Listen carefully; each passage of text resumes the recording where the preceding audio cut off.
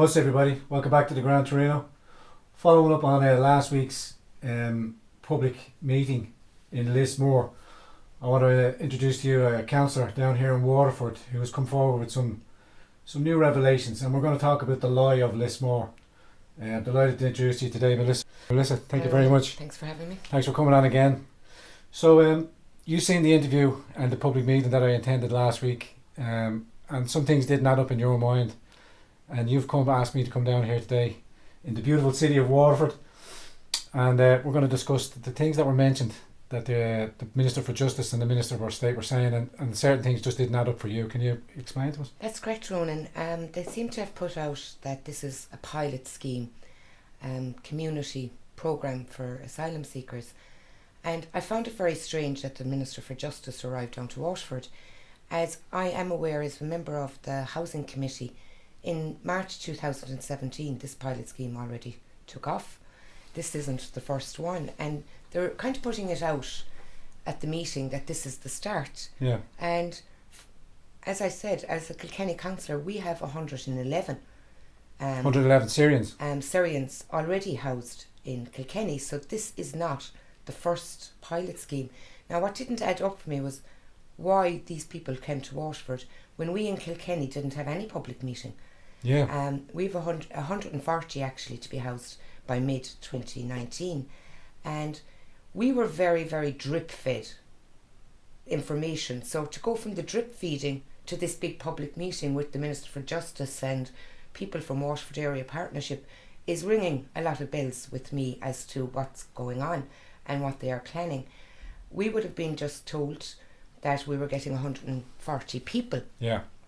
So basically they were going to pick out a couple of areas in Kilkenny, which they have done. Ferrybank, my own constituency here, and Piltown actually were picked as well, and Urlingford.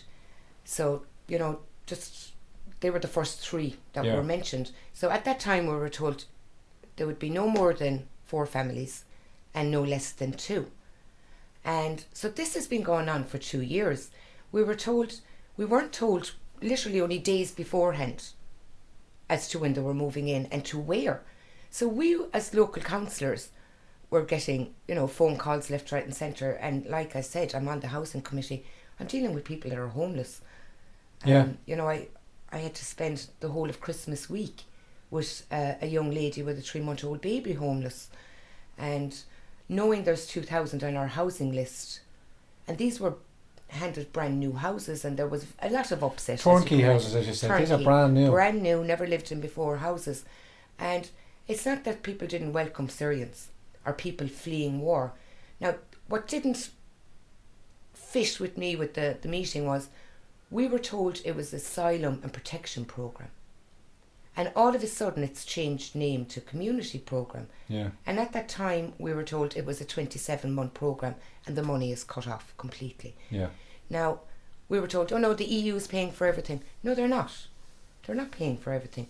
We've been told 75% is coming from EU funding, right, and 25% from the Exchequer. Yeah. So that's us. Yeah. And as I said, they said, oh no, it's not pulling from the council at all. Now, of course it is. Because our community development people, who should be working with our communities and building up our own local communities and all the amenities that we're lacking at every corner, as every community volunteer out there knows, they were taken away from their job, basically, right, to do reassigned. this, and reassigned to do this asylum seekers and protection programme. It was. That's what it was called in your constituency. That's what it was called since 2017, right, and this was a pilot. So to me, they have renamed this. How many pilots are we going to have? That's what you're saying. So it's a rebrand. It's a rebrand of the pilot, and it's kind of bringing it back to the funding. You're thinking it's the funding. I'm concerned as a community development trained and 30 years of volunteer worker. We've an awful time getting a few pound down. To be honest with you, you have to jump through. You were saying you were jumping through hoops to get a playground here in your local constituency. How many years is that running on? I'm 9 years on the campaign for the playground. And how many of the population is that supposed to, like 6,000 in this area? 6,000. And not a playground and here? We hadn't a playground, and they've messed that one up funding wise well. It's nearly 60,000 just to take up a few foundations and Yeah. stuff being spent and money going astray here. That's unbelievable. More stuff to uncover. But let's go Yes. back. Let's go So back just to the to go pilot back. and then another pilot. How many So- pilots? At the time, we were told that there'd be 6 counties in the pilot scheme. Now, this is 2017. So, to me, they've renamed it. And by calling it community programme, they cannot spend community funding money without putting the word community in. So, I do believe that they are now going out. I believe the EU were only allowing such a length of time. And with us in Kilkenny, we were told it was 27 months. Yeah.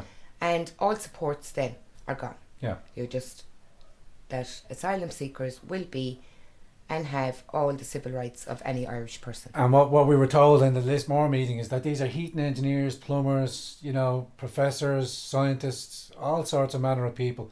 But your experience now with the Syrian community that you've brought in, how many are working? I asked this question at our housing meeting last week, and it was something I had asked fairly early on before the Syrian families were coming in. Now, we were not told about how many were in a family, or so when they were housed at one stage, we had 4 families coming to Ferrybank, and that was grand. It doesn't sound so much of 4 families, but the 4 families was 24 people in one small cul-de-sac. Yeah.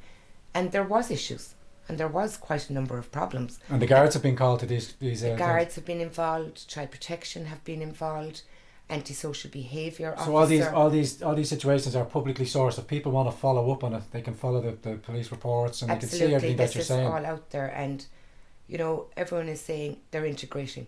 They're not integrating. They're not integrating And as well as they should be. And let's not put the blame on them. These people No, come from absolutely. completely. I've met the family, and they're a beautiful family, and they've lovely children, and I sat in their home. I spoke with them. I'm not racist by no means, so I'm not going to have that. And I hate that as a thrown at qualifier. I'll leave it in there, but I hate that as a qualifier. None of us are racist. me. No, This is absolutely not about not. race. No, This is not. about what's best for the refugees and what's best for. It's what's best for the communities. I do believe the truth isn't put out there from our own council. We were told very, very little. So how were they going from our project or programme to telling us very, very little, to holding a public meeting with Lismore. with Lismore and the Minister Now, the of Minister- Justice, and I'm finding this quite strange as to what they're really planning. Yeah. To have a public consultation means they will be spending community monies. Right. You cannot spend anything in funding without involving community, and this is where I see the difference between this programme and ours. Now, I think they know they made mistakes in the first time round, and we were a pilot, and there were mistakes made, and maybe they're learning by mistakes of just moving people into communities and not having the community, because that certainly happened in Kilkenny. But why do you think they're doing the limited hangout, saying, well, we've got this one family, and surely you wouldn't begrudge just one family? But then the Minister also quantified that coming up towards October, we'll probably bring in another 40 or 50. But as you said, that turned out to be 124. It's 140 for Kilkenny, so... But we'll still have more families coming in after that. Well, what I've asked is, I would have got calls, and like that, people that didn't begrudge a family fleeing war or home couldn't understand why a 4-bedroomed house was given to 2 people. Now, I have people on the waiting list 11 years. No Irish person would get a 4-bedroom house. No couple would get a 4-bedroom house in Ireland today. Yeah. But yet, a Syrian family with 2 got a 4-bedroomed house. So when I queried this, it was, well, they can bring family over later. So they can actually all invite their families over later. Yeah. But I do believe the EU funding was only going to be for a certain length of time for the resettlement programme. Now, we were told this was 6 counties. So you can see the Minister was making out, oh, you're the first. When to me, that is the lie of this his has already been laid out, but under the guise of a European funded programme, and now because maybe the gravy train funds have run out, something like that. Now the government are moving over and appropriating community funds. I believe Waterford Area Partnership, someone was sitting... Yeah, you were mentioning that, yeah. From Waterford Area Partnership. Waterford Area Partnership wouldn't be involved unless there was community funding coming to that area. So is our community funding, and this is what I want to ask the government, and because no one's asking these questions, and I'm asking the questions and I'm getting shot down all the time. We'll put them out here onto the So basically I want to know, is this asylum seeker programme and that we were told it was called Asylum Seeker and Protection Programme, after being renamed to Community Programme, to take community funding monies to actually further resettlement programme. And this is what I see. This is what I believe may be happening. Yeah. There is 2 direct provision areas in Torino already, and now we're seeing a hotel maybe being available again. So yeah, we spoke with Minister John Phelan, came to our council, and I asked him questions only just 2 weeks ago. And we were told that Waterford is to expand by 35,000 population. Now, from where? Yeah. From where? And I've asked him how many of this 35,000 will be in Ferrybank. And what's the significance of the 35? That's a qualifier for something else. It's a qualifier because they're the gateway city. And to me, it's a qualifier that they've put us into regions. There's no, we're not even, it feels like we don't even have our counties anymore. They're taking away our identity of counties. You are now a region. Yeah. And it's the subversion of language that I'd be particularly aware of, because people accept this then and it becomes normalised. The more it's pushed out by public bodies, you're not a county anymore, now you're a region. That would then, for me, like being the conspiracy thing, now you're FEMA Region 5, FEMA Region 6. That's the conspiracy to me. So I suppose like we'd have Limerick and Cork and Dublin, and Waterford was picked as the gateway, but they haven't enough of a population. I do believe that we will see quite an influx of immigration in Waterford, and I do think the people should be told this. Should be aware of that, yeah. And be aware that this is happening. And again, we're not pushing against bona fide refugees. Ireland is available and standing by, ready, willing to help any bona fide refugee. But with the prevalence of corruption rampant in our government, they can't be trusted. You know, this to me, and I'm making this assumption then as well, is this is another gravy train that they're trying to facilitate and use, pull funds, you know, solicitors, you know, representing asylum seekers. I think the latest figures, or some of the figures there, were quoted at 40,000 for a solicitor per refugee coming into Dublin. So you can see the huge amounts of money that's involved in this. And as Melissa's intimating there, Waterford is supposed to be the gateway. So they're looking for another 35,000 refugees. Now, under the migration pack, a refugee, a migrant, an economic migrant, they're all one. So this is how it's just open doors. This is opening the gateway for more units, for more consumer units. So we need to ask the government these questions or hold them to account. I just feel that the community, who are the taxpayers in the community, who are already suffering for amenities in our communities, our schools are, the children can hardly stand up in the schools here in Ferrybank already. Their chairs are hitting off walls, they haven't the space.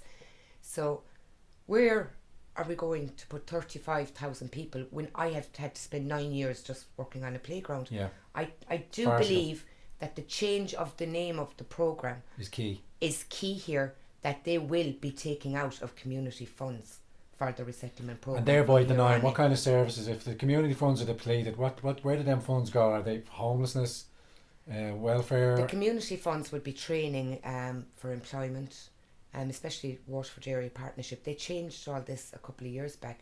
We had 4 different goals and they started taking away the goals, and to me they have changed the leaderships to further resettlement programmes. I do believe that is happening, and that your volunteers out there and your tidy towns people, and you know, all our community volunteers, they are going to suffer here.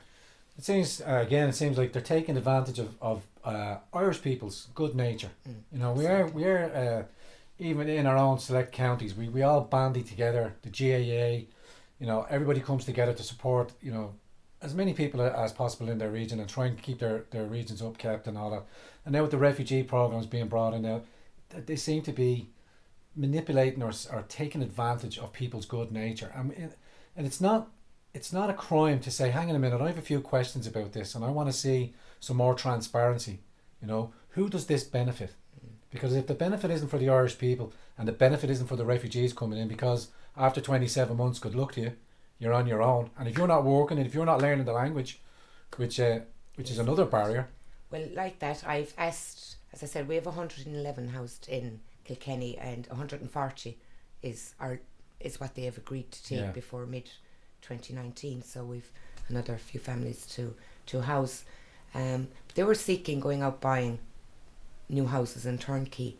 So now we're back to they're going to buy older houses and looking for the community to come in and volunteer to paint them. Yeah. So how did they go from that standard to this? That's what the Minister of So Justice said quickly. in the Lismore meeting, was Yes. that they were asking for volunteers. There was a couple of empty houses, and rather than pay contractors to come in, which would have come out of European funding, they're now asking for volunteers to go in and try and do up these houses just to get them in. Just to get them in. But yet we have an amount of houses empty, and I have people saying, I'll take it. I'm actually, we're next door to a house that's been empty for the last 7 months. A 3-bedroom house next door to me is empty for the last 7 months. Yeah. And Just doesn't we add have up. 2,000 people on our housing list. Yeah.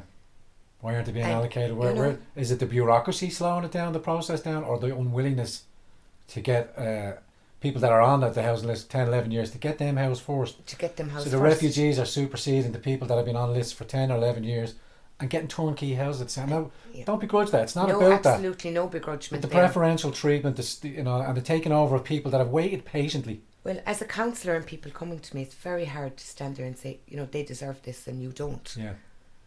People that are paying their taxes and working, and not everyone in a social house is unemployed. The majority of people actually in social housing are employed. But how do you refute the answer? Like, if these people are coming in and asking you, why are these people getting preferential treatment, and they say, well, they're fleeing situations. Well, if we look to Syria, the war is over in Syria. War is over. Anyone with half a connected brain cell knows the war is over. We've got pictures of, and I'll drop them up here on the screen, Irish tourists in Aleppo last year.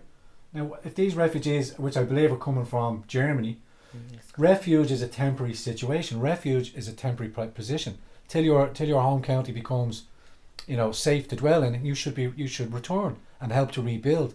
But these seem to be.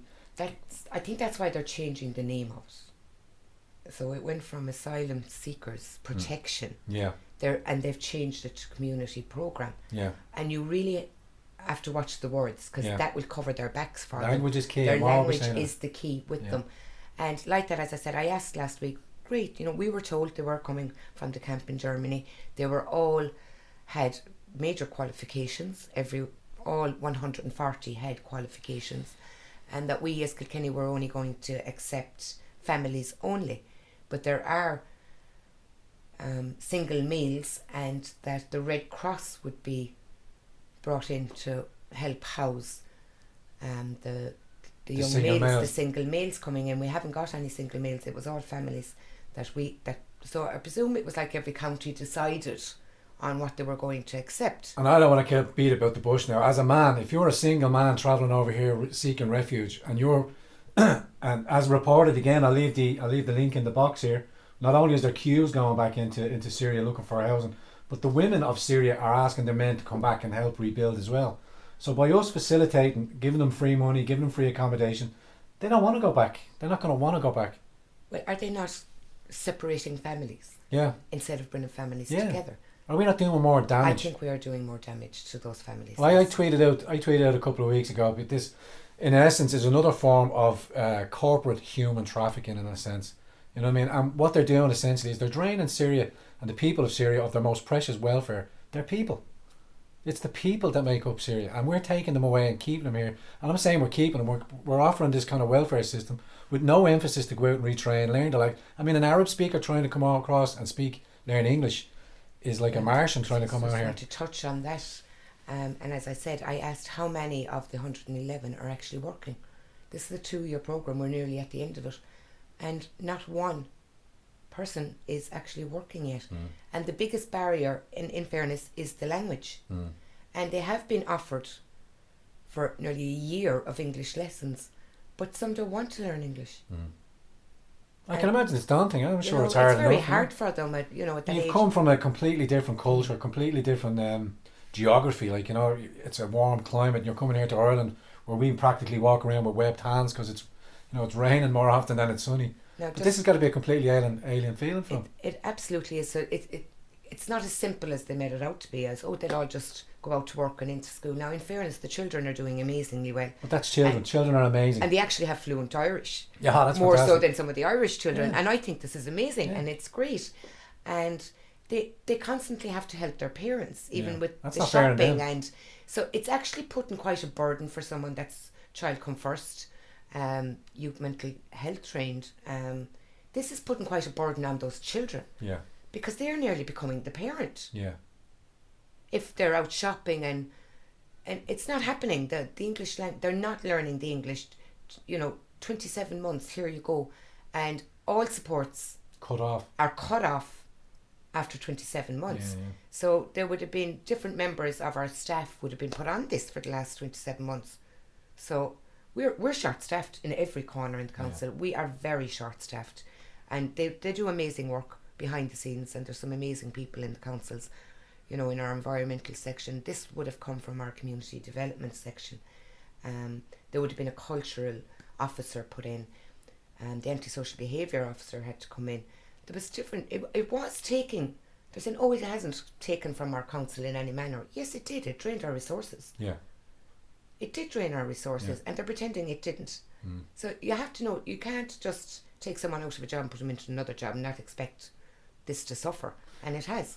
How would we go about asking these questions? Where would people, if they wanted to inquire? And I'm asking people, the way I'd ask people is it's difficult for some people to come out and march on the streets and get to every protest, but you can email them, you can ring their phones, you can hold your local councillors to account here. Absolutely, and I'm surprised that none of the Waterford councillors have actually stood up on this in any manner.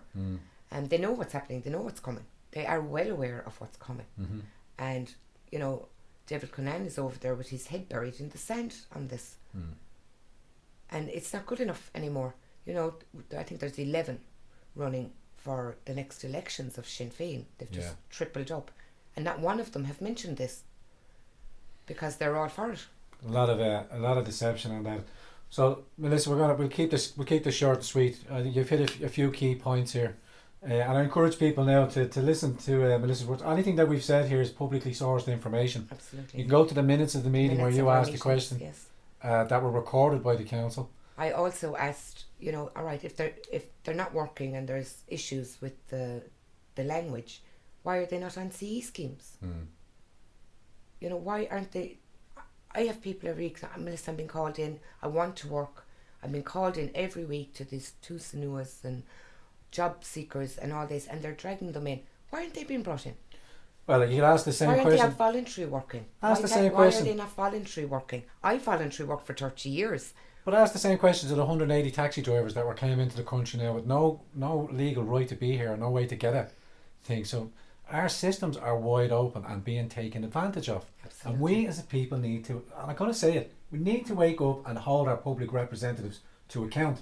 Now you can see by the Lismore account, the public meeting there, the attitude, the sheer elitism of these people, and I want to say to the Minister of Justice and the local councillors, we're watching you. You're watching this programme. We're watching you. And come election time or come the election times, I want people to vote with your conscience, because I'm asking you to look at these cases that brave councillors like Melissa here are coming forward, and I encourage any other people that are in a position and want to come forward and bring forward this information. Please speak up. Now is the time to speak out, because we are at the ideological stage, before coming into the general elections. Let's hold this government and our councils and the judiciary and all of them to account of who's on the gravy train. Let's have more transparency. Otherwise, we'll speak with our feet come election time. That's what I think we need to do. Absolutely. And you were saying what people can do.